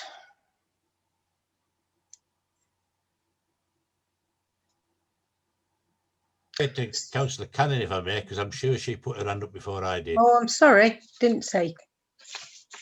Oh, just a comment about the date. I agree actually with Billy that it is something that the Finance and General Purposes Committee should have discussed, not culture. However, can I just point out that the date that you've chosen for the mayor making is the evening before the local elections. Right. It isn't set in stone, it's just provisionally. Well, like I said, Carol, it shouldn't have been dealt with by your committee, but it is the night before the local elections. And I think there will be town councillor by-elections taking place. Yeah, you're right. We'll take that on board. Thank you. Councillor Heaslip. Yes, thank you. two things. It's just interesting that, and I'll say this for her rather than I hope it's not embarrass. It's rather interesting that the Culture Committee notes that the underspends on culture are going to be precisely what Barbara Carron in November said they were going to be, even though you all said it was impossible. How can anyone possibly know that? Well, somebody who knows what they're talking about, is doing local authority finance for years, can work it out quite simply what the underspends were going to be. So, can I just say, I don't think we said that we didn't know what they, well, maybe we did, but it wasn't clear at that point that that's what they would be. So we wouldn't commit at that stage without checking. But it was pretty obvious to anybody who knows local government finance that was going to be the situation. The question I want to ask is about the VE Day. What's it called? The VE statue. The VE Day. VE statue. Yeah, the VE Day soldier statue. I don't quite understand what we're talking about here. The recommendation, and it is only it says resolved. It's only committee. Committees can only recommend. They can't resolve. Council resolves to locate the VE Day statue on the originally proposed site of the beacon. Are we talking then about actually shifting the current beacon and put the VE Day statue there instead? Yes. Well, some members of the council can remember that VE Day statue, that the beacon being. You're right. I know what you're going to say. Yes. I think if you're going to try and remove that VE Day statue, you'd bust your entire budget. Never mind the culture budget. So I think you need to. I just suggest that you go back and look at that again, because I don't think removing the beacon as it stands there is within. It was possible within the entire budget of the Culture Committee, and maybe members who were present on the council when the beacon was erected will give us some more information on that. And the other thing again is, however much it costs, it's not in the budget. So no, I know what you're saying. I know where you're coming from. Yeah, you're right. It's coming out of reserves. Well, and we're not doing away with the. Yeah, but if you're going to spend money, even if it's coming out of reserves, it has to be shown in the budget. Yes, I quite understand that. So we'll look at that. And then you're sure that you're taking the money from the reserves to do it, because it's still spending. But can I just ask that you go back and look, and maybe other members can help here about the actual practicality, feasibility of moving that beacon, because I wouldn't like to try and do it. We're not taking the actual beacon. The structure will still be there, and we're taking sort of that crow's nest that's coming off, and the bit what says what the beacon is, and we're going to use them for other things, which is not going to be wasted. And then we're making a platform. Well, personally not. They're going to do a platform to stand this soldier on, because he had to be at a certain height to keep kids off it and things like that. So it's all being priced out. We can send you all that information if you wish. Yeah, please. We'd like to have the feasibility of what's being proposed and so on, because at some point, no doubt, we'll be asked we'll be asked to approve the budget for doing it, and it'd be nice to know what we're going to be asked to approve. Okay, thank you. Thank you. Councillor Miss Kelly. Thanks, Mayor. Hello, Carol, I'm back. Hello. Right, C19.97. We'll discuss the plans for the COVID-19 Memorial Garden. What exactly were they? I'm a bit left in the dark, and seeing as I'm a councillor for St Michael's where the park is. Well, you know that Councillor Wilkinson's been very much involved in this. It's the Nightingale Memorial. I didn't know that. No, I didn't know so that. Can I ask Councillor Wilkinson to bring you up to date? He was doing a presentation at the next meeting, but I could through the mayor. Can I ask Councillor Wilkinson to bring us up to date and let you know what it is? Yes, please. Now, email. No. Yeah, not a problem. Billy, The COVID monument is a monument that's come about through discussion of a personal friend of mine who has suffered under the COVID. I have myself, my wife has been positive COVID. I've only just finished lockdown myself, being in her company while she's tested positive, and it's a generous gift from RAF Engineering. Now, I asked RAF Engineering to give me a price if we asked them to commission this, and they have done. They will present it to committee, and the price for this monument would be, if the council was to pay for it, £43,000. Now, myself and Alison Saxbury have been working together with RAF Engineering, with also Steve Marshall, the designer. We've actually been in another Zoom meeting again, a Teams meeting again today. There's another one for Friday. The monument is to commemorate the pandemic and the suffering by all people, not just the hospital, not the NHS, everyone, from your cleaners, your drivers, everyone, even your shop assistants sitting on tills, people who've suffered it. It's a commemoration to remind the public of the COVID pandemic and the suffering that it has caused. It's a water feature. It's actually designed, if you would like, I can get the, well, if you were to check on the council's own website, Billy, you would see it's actually on there. There's a blog there about it. And No, I didn't want to check. I wanted to see what you had said to the committee, because it wasn't said on the minutes. I know what's on the website. I'm an avid reader, if you will. Well, it's been brought as a gift. I know what it is. I just wanted to know what you said to the committee. Now tell us. I wanted to know if there was any update. No, I've only just been in the meeting today, and we haven't had a committee meeting to have an update. Right.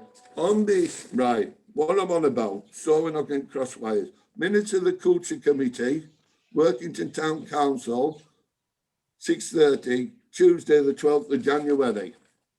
And it says, Councillor Wilkinson discussed the plans for the COVID-19 memorial and mentioned that additional events may be needed and planned depending on the final installation date. I just wanted a broad spread of what you said. That was all. Basically, it's still a monument in the making. Champion, thanks. Ongoing. Now, while you're on, could I say one more thing, and then we're not backwards and forwards, right? On it, it says, where it says the result, it says to accept the reports and resolve event officer to organise a meeting with Councillor Wilkinson and estate team's leader. Right. Well, that's great, because you're the councillor for St Michael's. No, but there's other councillors, and we should all be involved. So no, I am the project manager. What? I am managing the project. And we're not wanting the manager's job. We want to eat on the meeting, so we know what's going on our ward. Until there's something to report, yeah, that is when council will be informed. At the moment in time, it's an ongoing project. Thanks, Will. There is no finish date. So you won't let us in on a meeting? Councillor Skelly. The meeting. If we have, sorry, go on. Myself, the park manager, and the engineer who is fabricating. It is not a meeting for all and sundry to turn up at, and unless you forgot, we're under COVID regulations. If you would like to be invited into the meeting, Billy. Oh, you're on the park, you're not doing a Zoom. Oh, sorry, I'm please keep this amicable. If you want, I'm very amicable. I'm quite fine with anyone coming to the meeting. Yeah. Well, have we done Zoom? We do it on Teams. Well, have we done Team? Have we what you want? As long as every councillor for St Michael's is involved. We don't want the manager's job. We don't want out. We want to know what's going on our ward. We were elected to do it, and we're not all and sundry. We're elected councillors. People were forgetting that. Workington can come, not just the ward.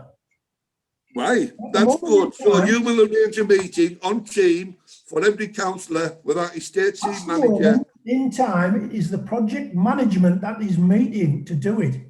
And on that project management board is Raf Engineering, is the designer, is the parks manager, and myself. It is me who brought the COVID monument to the council. Can I make a suggestion, please, that, and I think that you'd do this anyway, that after you've had a meeting, if you just do an email to let councillors know what's happening, if there's anything different, and then again, it'll be discussed at the committee. Madam Mayor, I'm quite happy for any interested councillors to be involved in the meeting, but at the moment, it is project management. It's not updated status, it's project management. All the important people, sorry, never mind. No, I think if you have too many people round a table, it gets lost. I mean, you can maybe have people attending as members of the public, if you like, to see what's happening. Maybe that's what Councillor Miskelly just wants. I will. No, I want every councillor that's on St Michael's ward to be involved, not someone that's been made a project manager. But I wasn't on the committee to vote it. I never voted for the sarcastic remark, please, Councillor Miskelly, and show the respect. Please, can we stop this conversation and Councillor Wilkinson will update you. Thank you. If anyone's got their hands up with any more questions, I'll come to you once more, but then that's it, please. Don't keep coming back with more questions. So, Councillor Dixon, I think. I think Barbara was before me, to be fair. Sorry, Councillor Cannon then. Yeah, can I just ask a couple of questions? Can I just make an observation about that last conversation, which was fascinating?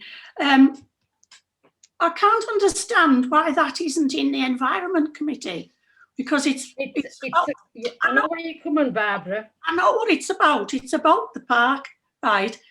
And it's an asset that belongs to the park, and I just find it a very odd place for this conversation to take place. But can I just refer to the beacon and the park? I'm sure that you all know that the history of the park and the reason it's called Vulcan Park and the connection that the god Vulcan has with forging and steel making in the town. It's a historical name. Equally, the Duffield Beacon is after an alderman whose portrait is in the Mayor's Park. The man who brought the steelworks to Workington, and the beacon itself is a gift to the people of Workington from the steelworks and was manufactured and made and designed by apprentices. And it had to have planning permission. Mike Heaslip is right. It required a massive crane just to bring it through the town. It has a major concrete, I don't know what you call them, thing in the ground, a sleeve to put it in. Messing about with a structure like that will cost the council its budget. And I actually think when you're talking about a VA statue and putting it on top, frankly, it's negating the history, our industrial heritage. But can I just make another point about the VA statue? Good idea. Can you also look at a VJ statue? Because there are men and women who fought in the war against the Japanese during the Second World War too, including my late father. It was an equally bitter and acrimonious battle, just like victory in Europe. VJ ended the war when the atom bombs were dropped. But I just think if you're going to do one, you have to do the other. It seems ludicrous to miss one. It demonstrates a lack of understanding about the history of our town, and especially as the people who lost their lives in that theatre in Burma and places like that have their names recorded in St Michael's Church. So I actually think you need a dual statue in the park. Oops, Sorry. Can you just Councillor Scott think come about in that then. again? Sorry. Oh, sorry. Councillor Scott? It's Beth now, sorry. Oh, Well, I thought you were going to respond to that, but sorry, go back to Beth. Councillor Councillor Dixon. Dixon? Was Barbara finished? Yeah. Yeah. Really, it's about the beacon again. I agree with Barbara. That's part of the Steelworks heritage. Work it and Steelworks apprentice made them, and to cut bits off, put things on top. I think you're doing a disrespect to a lot of people in this town by doing that. So the statue, totally agree with it, but we've got a massive park. Surely there's somewhere else we can put it. Okay, Thank you. okay. Councillor Scott. Councillor Scott? Yeah, thank you. It was just regards to Beacon again. I'm pleased to hear you, Barbara, say about the amount of work that went into that and actually bringing it through town and the concrete base. And I hope the previous council ensured that those specifications were listed down, because obviously when we come to do our structural survey, if we have all that information present, it will save this council a huge amount of money. So I'm definitely hoping we have those specifications down. With regards to the beacon, the idea of the beacon was actually to move the beacon around our events as more of a theme, to bring it to life rather than leaving it there sort of unused. And if you walk through the park regularly, as which I do, you tend to see all the rubbish stuck in it, etc. And it was more about bringing it to life within the community, and actually doing something with it. So that was why it was talked about. That the actual statue itself is a traditional wood carving, an exceptionally good one. And the worry of having it at ground level would come under attack from thugs or youths wanting to set fire possibly or damage it, etc. So that was why it was discussed about putting it at height. And obviously the discussion about putting it at height was then based around Chris Bagshaw, the previous clerk, talking about the amount of work that went into mounting the railway lines, and perhaps that was a positive place to put it. So yeah, I actually think it's a great thing, and I think it's an even better thing to bring the Duffield thing into life, into our own areas, to make sure that when we do have fun days, that's there and we can move it around the wards and show people what it is and talk a little bit about the past of it. So yeah, thanks. Can I be clear? Because I think we're at cross purposes. The basket that I'm talking about is the entire thing that is the Duffield Beacon. You can't move that around the town at all. And if you remove the basket, you have damaged the gift to the town. This is what we're trying to say. Also, it was always intended that that beacon was lit from time to time. It was left to respective mayors, for example, to light the beacon to welcome in the new year. And you live near the park, you must have, you will perhaps saw it when we lit it a couple of years ago to celebrate the end of the First World War. These things happen, and it's down to mayors and the council and maybe the culture committee to actually organise the lighting of that beacon. It was meant to represent what used to happen in Central Square for donkey's years. Thank you. Sorry, I believe it was last lit in 2015. When I was the mayor, it was lit. It was lit when I was new.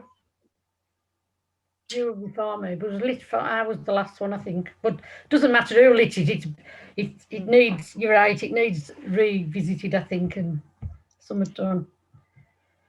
Right, is there any more questions? I'll take that back, Barbara, to the next meeting, and we'll have a discussion around it and that with Amy and that and see. Thank you all. Thank you very much, Madam Mayor. Councillor Bainbridge. Councillor Harrington. Councillor Armstrong, could I just say I agree with what Barbara has said, because I've been a councillor a long time. I understand the heritage and all that's gone into this. And as I say, also to do with the park is a big place on that, so it does need to come back to our culture committee, but also to include, because it's only these last 2 years that the VEJ has been mentioned. It's only last 2 years that the flag has been raised in memory of all those men and women that died during that terrible conflict. So basically, we take this on board now and bring this to our cultural committee about having a memorial especially for the victory in Japan. Yes. The northeast, the victory in the east, isn't it? That's the right one. But I know it's only the last 2 years, though, that have been recognised.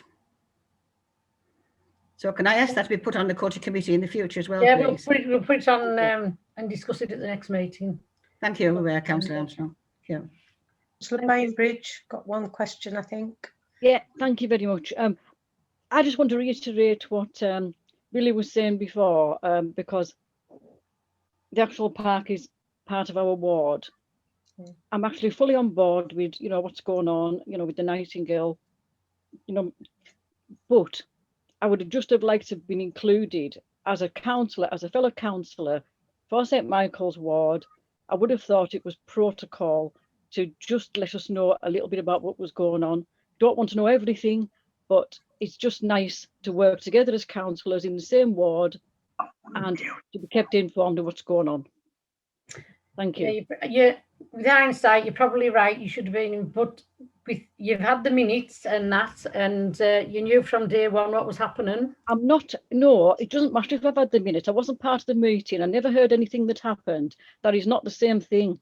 So I'm sorry that we're not included in these meetings. So we don't know what's said and we don't know what goes on. So unless somebody actually informs us and tells us what's happening, we don't know. So that's the reason I'm saying that, Carol. Thank you. Yeah, no, you're all right. We'll make sure that you get all the information in future. And if you can be involved, because of this COVID, we can't meet. But if we could meet, we would have met you in the park and discussed where it was going and that. But yeah, I take on board everything you've said and thank you for your comments. Thank you. Councillor Wilkinson, last question. It's probably a comment from Will. Comment then. Oh, thanks, Carol. I take on board what Councillor Bainbridge and Councillor Miss Kelly says. But unless you're on the committee, you know, you can get committee meetings, the minutes of the meeting, and you can also use exactly the same as what Joe Public can use, which is the website. The information, as it's coming out, is being published on the Town Council website under the Nightingale Garden. Now, the manufacturer doesn't want to be sitting having meetings with 10, 12 councillors when he's trying to get on with the project.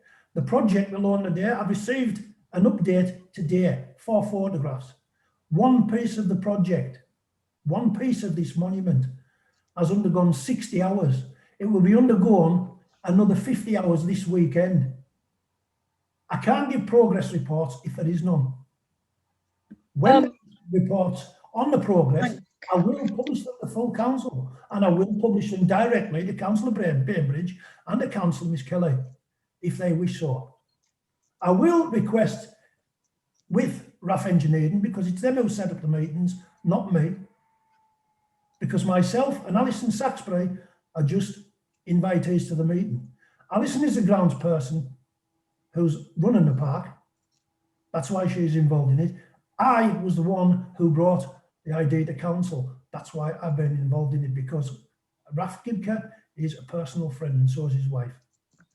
And I think you've totally misconstrued what I meant, Will. Yeah. All I said was it would have been really nice to have said, oh, we're going to do this.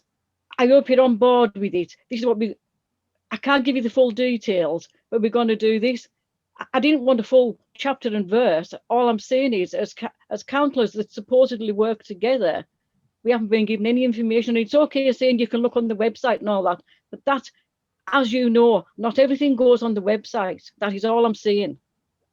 When it's being published, it goes on the website. If there's nothing to be published, I can't put it on. I can't conjure things up. That's lies.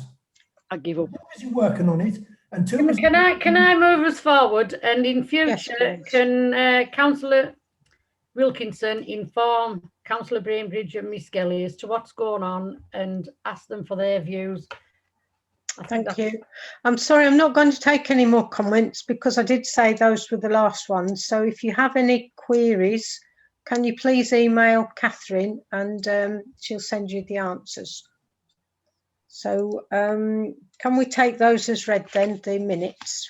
And Sorry, I've lost where we are.